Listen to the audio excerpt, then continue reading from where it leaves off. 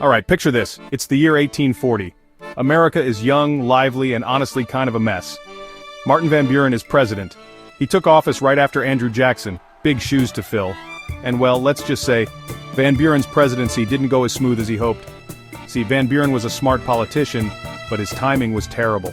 The country hit a huge financial crisis, the Panic of 1837, just as he stepped in. Banks failed, people lost jobs, and the economy tanked. Van Buren tried to help by separating government and banks with something called the independent treasury, but honestly it was too little, too late. People started calling him Martin Van Ruin. Ouch.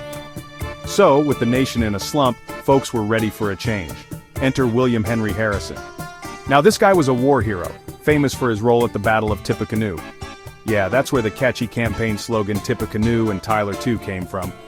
Harrison's team was genius at marketing. They portrayed him as a humble log cabin dweller who drank hard cider, even though he was actually from a wealthy family. But hey, it worked. The people ate it up. The campaign was wild for its time. There were rallies, parades, even campaign songs. It was like a 19th century rock concert. Harrison won by a landslide and Van Buren was out. But here's where things get eerie. There's this legend called the Tippecanoe curse. Supposedly, presidents elected in years ending in 0 would die in office.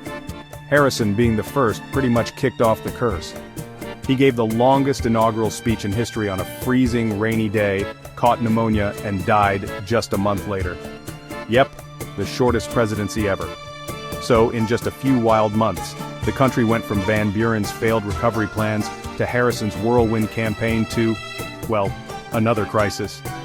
The 1840 election wasn't just about politics, it was about image, marketing, and a strange twist of fate.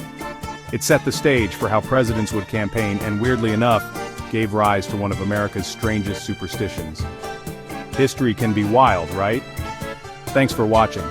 If you enjoyed this, don't forget to like and subscribe for more stories from the past.